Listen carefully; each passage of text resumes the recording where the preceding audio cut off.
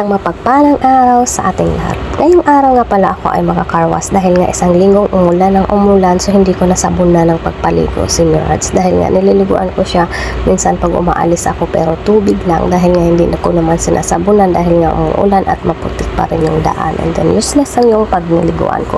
Kaya ngayon dahil sumikat na nga si Haring Araw, sasabunan ko, papaliguan ko ng maayos si Mirage. So ayan nga, hinuhugasan ko muna.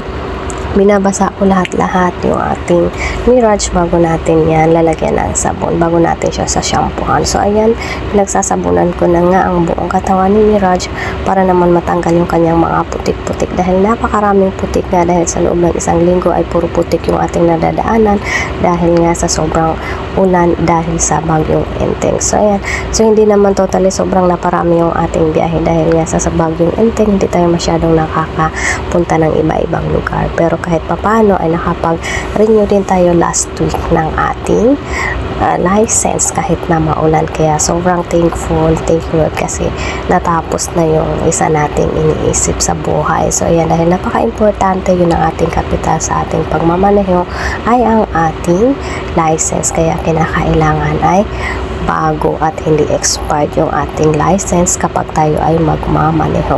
So ayun nga, na-renew na yung aking license non-prof to professional. So nakagastos din ako ng medyo dahil nga binago ko yung aking license at dumaan tayo sa exam. So ayan nga, natapos ko ng sabunan, sinabunan natin pati yung mga gulong, and then huhugasan na natin ng maigi yung kanyang mga sabon or shampoo kasi kailangan mahugasan ng maigi, hindi yung pahapyaw lang ang hugas dahil pag pinahapyaw lang natin ang hugas niyan, mamumuti-muti siya. So kaya kailangan talaga mabanlawan ng maigi para hindi siya magkakaroon ng kaspa. Diba pagka tayo din tao naligo tayo at hindi natin hinuhugasan ng maigi yung ating buhok, pag yan ay may sabon or shampoo, tayo ay mangangati dahil magiging dandruff yun sa ating anit. So kaya kinakailangan hugasan. And then nahugasan na natin, ayan, binuksan ko muna yung ulo para i-check din natin yung tubig niya kung marami pa ba. And then dahil nga kahapon nag-parking ako sa mailalim ng puno, napakaraming mga dahon-dahon, kaya ayan, binuksan natin dyan dahil nga dyan napundo yung mga maliliit na dahon-dahon dyan. Yan yung pinakamaraming dahon-dahon dyan sa ulo na yan, dyan sa ibaba ng salamin na yan sa harapan. Yan, dyan marami yung mga dahon nagtatampakan. So kaya kinakailangan natin buksan yan pag naglilinis tayo. So ayan, pupunasan ko din dahil nga napakaraming alikabok, diba?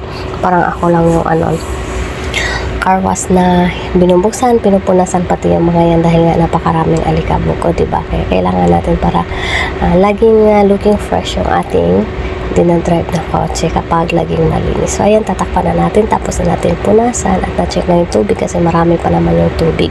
So ayan, hindi na tayo nagdagdag ng tubig, and then kukunin na natin yung ating pamunas kasi andyan lang yung pamunas ko sa likod, pati yung walis na ginagamit ko sa loob ay nilalagay ko lang din dyan para kahit saan ako or kahit saan ako magpapahinga ay pwede akong magpunas or pwede akong magwalis kapag dala-dala ko yung walis at pangpunas ko dyan. Ayan, tutuyuin. Kailangan natin tuyuin ng maigi yan kasi nga magbabakat-bakat yung tubig kapag natuyo sa araw yung tubig na pinanghugas natin yan, kaya kailangan natin tuyuin maigi.